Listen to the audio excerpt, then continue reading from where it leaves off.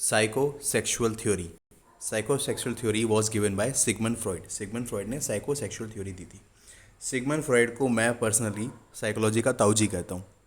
मतलब इन्होंने जिस तरह की थ्योरीज दी हैं, जिस तरह के टॉपिक पे इन्होंने बात की है, वो एक तरह से एक टाइम पर जाकर टैबू हो गया था। और मतलब बहुत सारे साइकोलॉजिस्ट को, यहाँ तक कि फिलोसफर्स को भी इस तरह की बातें अनकंफर्टेबल करती थी। ठीक है, क्योंकि इन्होंने इस तरह की थ्योरीज दी थी बच्चों से लेकर बड़े अडल्ट तक के लिए। और काफ़ी मतलब उस टाइम के हिसाब से रेडिकल था ये चीज़ें, इस तरह की बातें सोचना करना। ठीक है, तो इसलिए मेरे और मेरे जैसे कई लोगों के सिगमंड फ्रॉइड बड़े ही फेवरेट है। एक बार देख लीजिए, दर्शन कर लीजिए इनके। ये हैं हमारे साइकोलॉजी के ताऊजी सिगमंड फ्रॉइड। आज हम इनकी थ्योरी पढ़ने जा रहे हैं, psychosexual theory. Psychosexual theory by Sigmund Freud. ठीक है, अपने अपने टाइम के अकॉर्डिंग सिगमंड फ्रॉइड बड़ा ही रिवॉल्यूशनरी था। इनके क्रांतिकारी विचार थे बड़े इनके। चलिए पढ़ते हैं। तो साइकोसेक्सुअल थ्योरी में सिगमंड फ्रॉइड ने 5 स्टेजेस बताई है। 5 स्टेजेस दिए हैं इन्होंने। एक है oral, anal, phallic, latency and genital.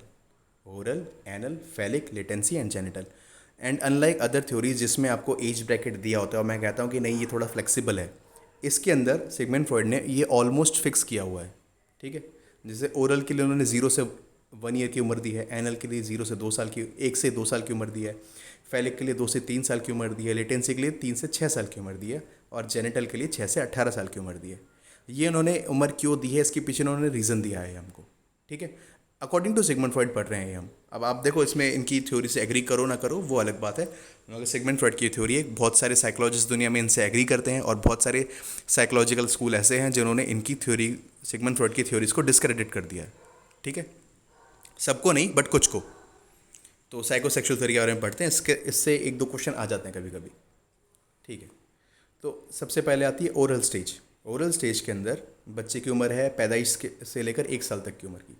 Child behaviour is based on sexual desire. जो ओरल स्टेज बताई है सिगमंड फ्रॉइड ने, उसमें जो बच्चे का बिहेवियर है वो सेक्शुअल डिज़ायर के ऊपर बेस्ड है। हाँ जी, 0 से लेकर 1 साल तक की उम्र वाला, पैदा होने के बाद से 1 साल तक की उम्र में भी बच्चे का जो बिहेवियर होता है वो सेक्शुअल डिज़ायर से ड्राइवन होता है। ठीक है, कौन सी होती है वो आगे चल के पढ़ेंगे। वैसे नाम से लग रहा है ओरल, आपको पता होगा ओरल। ठीक है, आगे मैं इसको एक्सप्लेन करूँगा क्या है। फिर आता है एनल। एनल के लिए भी उसने यही बताया है कि 1 से 2 साल की उम्र में जो चाइल्ड का बिहेवियर होता है is based on sexual desires. 1 से लेकर 2 साल तक की उम्र में भी बच्चे का जो बिहेवियर होता है वो सेक्शुअल डिज़ायर पर ही बेस्ड होता है, अकॉर्डिंग टू सिगमंड फ्रॉइड पढ़ रहे हैं उनकी साइकोसेक्सुअल थ्योरी के ऊपर। Phallic stage, phallic. ठीक है, ओरल आपको पता होगा, आप मुंह के लिए बात हो रही है। एनल आपको मालूम होगा कि आपके एनस वाले एरिया की बात हो रही है। फैलिक होता है आपका जेनिटलिया। ठीक है, मेल के अंदर हो गया पीनस, फीमेल के अंदर हो गया उसका वजाना वाला एरिया। ठीक है, तो फैलिक स्टेज होती है आपकी 2 से 3 साल की उम्र में। 2 से 3 साल की उम्र में होती है आपकी फैलिक स्टेज। इसे ओडिपस इलेक्ट्रा कॉम्प्लेक्स भी कहते हैं। इस स्टेज में बहुत फेमस है ओडिपस इलेक्ट्रा कॉम्प्लेक्स। ये पूछ लेते हैं कई बार, ये डायरेक्ट पूछ लेते हैं कि ओडिपस इलेक्ट्रा कॉम्प्लेक्स सिगमंड किस साइकोलॉजिस्ट ने इसका मेंशन करा अपनी थ्योरी में। या फिर ये पूछ लेते हैं कि ओडिपस इलेक्ट्रा कॉम्प्लेक्स कौन सी स्टेज में होता है, साइकोसेक्सुअल थ्योरी की कौन सी स्टेज में होता है। इस तरह से क्वेश्चन आ जाता है। ठीक है, फिर आता है लेटेंसी स्टेज। लेटेंसी स्टेज होती है आपकी 3 से लेकर 6 साल तक की स्टेज। ठीक है, लेटेंसी स्टेज के अंदर जो आपका सेक्सुअल डिज़ायर्स है वो लोएस्ट होती हैं। लेटेंसी स्टेज के अंदर जो आपकी सेक्सुअल डिज़ायर्स है वो एकदम लोएस्ट होती है। ठीक है, एनल स्टेज के अंदर मैं एक बात बताना भूल गया था कि आपका टॉयलेट ट्रेनिंग शुरू हो जाती है। जो एनल स्टेज होती है उसके अंदर टॉयलेट ट्रेनिंग शुरू हो जाती है कि बच्चे को कब शू पॉटी करना है, हम उसको सिखाना बताना शुरू कर देते हैं। ठीक है, लेटेंसी पढ़ लिया। उसके बाद आता है जेनिटलिया। जेनिटल, अब ये टोटल उस पर फोकस्ड है, आपके जेनिटल्स के ऊपर फोकस्ड है। तो ये उम्र आ जाती है आपकी 6 से लेकर 18 साल तक के लिए। 6 से 18 साल तक की उम्र वाली ये स्टेज आती है आपकी sexual desires on their highest levels. जो सेक्सुअल डिज़ायर्स होती है जेनिटल एज में ये हाईएस्ट लेवल पर होती हैं अपने।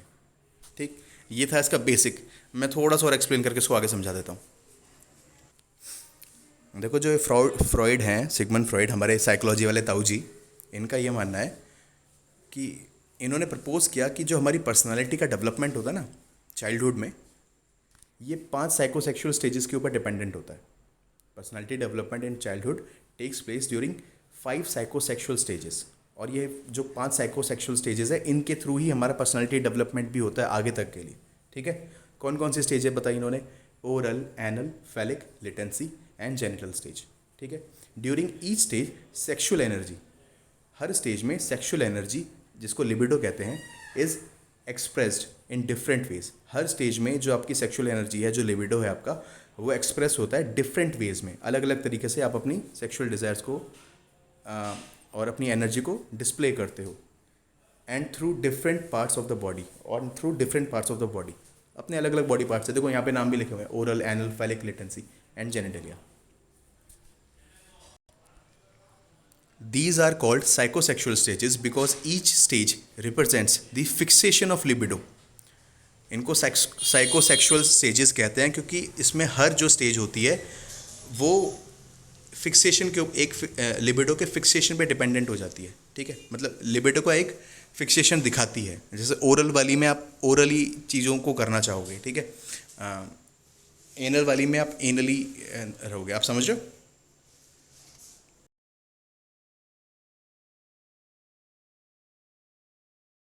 ऐसे होते हैं। और ज़्यादातर बड़े लोगों के लिए भी सेक्सुअल बातों के सेक्सुअल एनर्जीज़ या लिबिडो के ऊपर बात करना एक टैबू सा माना जाता है। ठीक है, वेस्टर्न सोसाइटी में भी, भले ही वो कितनी भी ओपन हो। खैर, यहाँ पे समझ लेते हैं जो ओरल स्टेज होती है, यहाँ पे हम फोकस करते हैं, जिसमें बताता है कि भाई बच्चे का जो बिहेवियर होता है is based on sexual desire. तो वो कौन सी डिज़ायर्स होती हैं? ओरल में होता है उसका माउथ, सकिंग, स्वॉलिंग एक्सेट्रा। जब बच्चा ओरल स्टेज में होता है तो वो सक करना चाहता है, सॉलो करना चाहता है। अब ये ऑब्वियस सी बात है कि भाई जो पैदा होता है बच्चा 1 साल तक, 1.5 साल तक दूध पीता है माँ का, तो उसको सकिंग की आदत पड़ जाती है। ठीक है, तो सक करने से वो प्लेजर ड्राइव करता है। आपने देखा होगा बच्चे अपना अंगूठा चूसते हैं कई बच्चे, ठीक है, जिनको ओरली उनको एक सेटिस्फेक्शन नहीं मिल पाता है अगर, तो उनका फिक्सेशन रह जाता है। Fixation is a bad thing.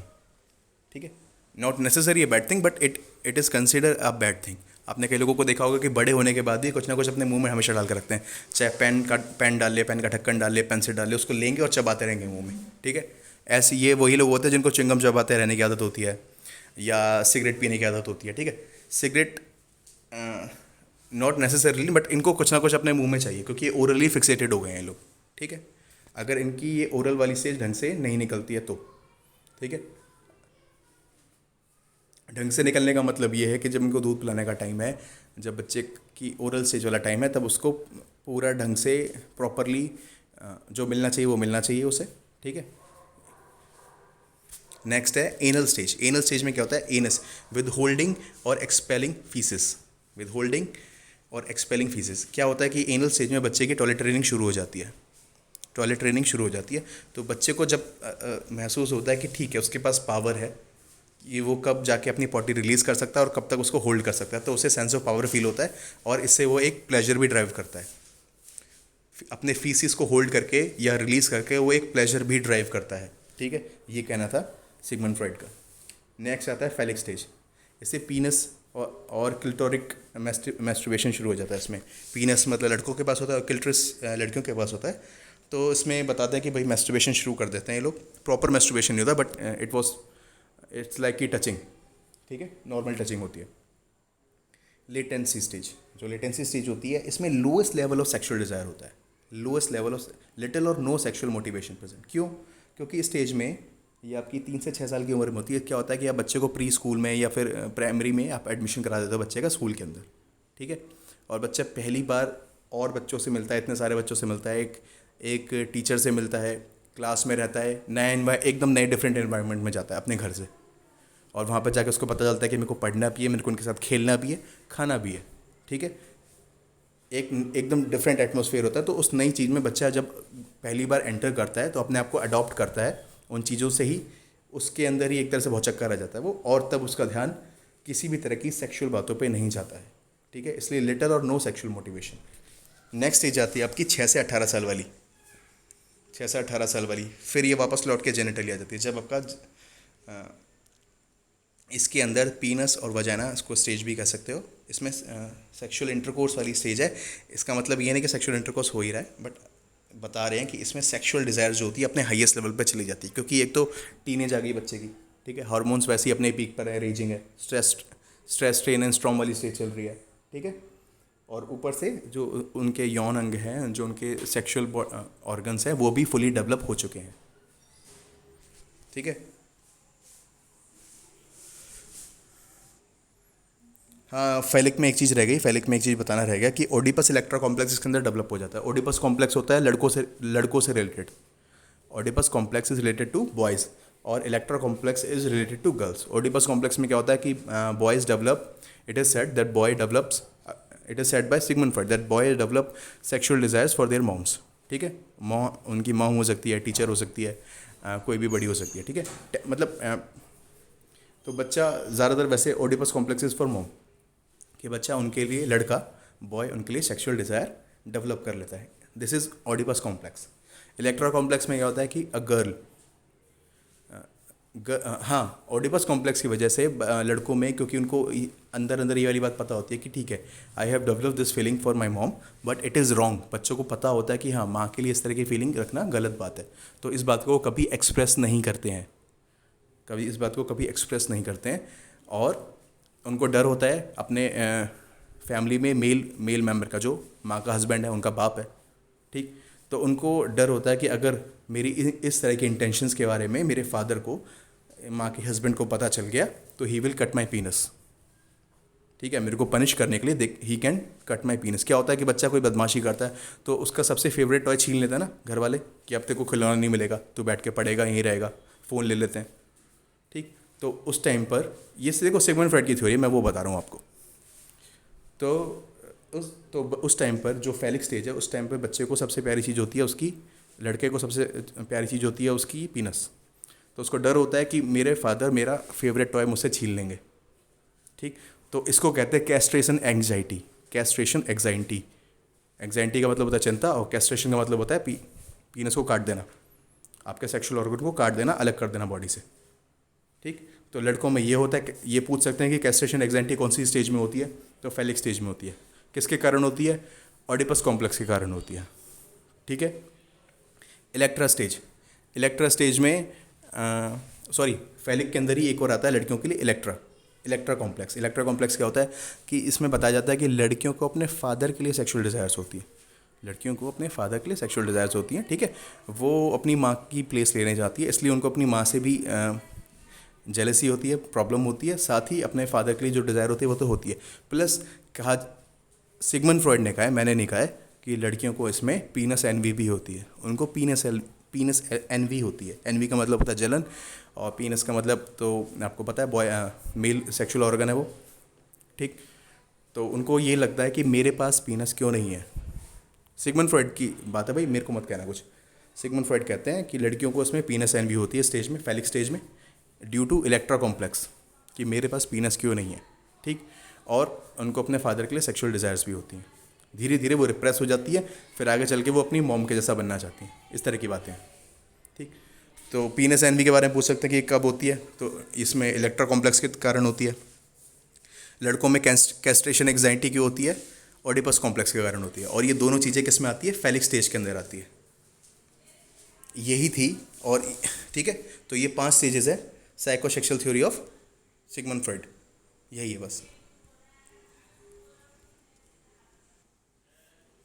ठीक है। Psychosexual theory of Sigmund Freud के बाद एक दो बातें और जान लेते हैं। साइको सोशल थ्योरी को देने वाले थे एरिक एरिक्सन, ठीक है।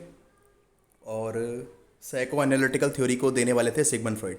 सिगमंड फ्रॉइड ने काफ़ी सारी थ्योरीज दी थी, उसमें एक हमने अभी भी पढ़ी साइको सेक्सुअल थ्योरी, और एक हमने पढ़ी और एक हम पढ़ेंगे आगे चल के साइको एनालिटिकल थ्योरी, ठीक है। उसके लिए साइको एनालिटिकल थ्योरी में इन्होंने, सिगमंड फ्रॉइड ने बड़े सारे डिफेंस मैकेनिज्म भी दिए थे, तो हम वो पढ़ेंगे।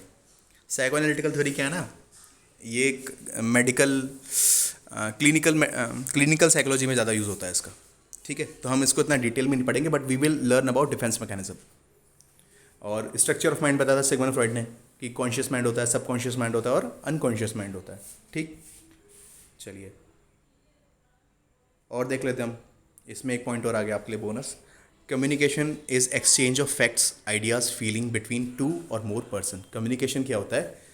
एक्सचेंज होता है, exchange of facts, ideas, feeling between 2 और मोर पर्सन, कम्युनिकेशन, वार्तालाप, बातचीत, दो या दो से अधिक लोगों के बीच में एक ऐसा संवाद होता है जिसमें वो लोग तथ्य को, आइडियाज़ को, अपनी भावनाओं को एक्सचेंज करते हैं, ठीक। और सक्सेसफुल कम्युनिकेशन क्या होता है कि मैंने आपसे कोई बात कही, आपने वो बात सुन ली, साथ ही साथ आपने समझ भी ली। ऐसा नहीं कि बस आपके कान में पड़ा और आपको समझ में कुछ नहीं आया, ठीक है। मैं आपसे चाइनीज़ में बात कर रहा हूँ, आप मेरी बात सुन रहे हो, मगर आपको समझ में कुछ नहीं आ रहा है because you don't know Chinese, ठीक है। तो सक्सेसफुल कम्युनिकेशन क्या होता है कि मैंने आपसे कोई बात कही, आपने उसको सुना और आपने उसको समझ भी लिया कि मैं आपसे क्या कहना चाहता हूँ, ठीक है। That is called successful communication. ये देखिए, सेंडर हूँ, सेंडर है, सेंडर ने क्या करा, रिसीवर को मैसेज भेजा, सेंडर ने रिसीवर को मैसेज भेजा, रिसीवर ने मैसेज देख लिया और अपना फीडबैक दे दिया, अपना फीडबैक दे दिया, ठीक है। Message sent in code form is called, ठीक है। अगर मैसेज को कोड में भेजा गया, अगर मैसेज को कोड में भेजा गया, कोड लैंग्वेज में भेजा गया, तो उसको कहा जाता है एनकोडिंग, ठीक है। अगर मैसेज को कोड लैंग्वेज में भेजा गया तो उसको कहा जाता है एनकोडिंग। और अगर जब रिसीवर के पास मैसेज चला जाता है और वो मैसेज को समझने के लिए उसको क्या करता है, डीकोडिंग, ठीक है। उसकी डीकोडिंग करेगा और फिर नॉर्मल मैसेज उसको मिल जाएगा। फिर है type of communication, type of communication, verbal communication, non verbal communication, formal communication and informal communication. Verbal, non verbal, formal, informal, ये टाइप्स ऑफ कम्युनिकेशन है।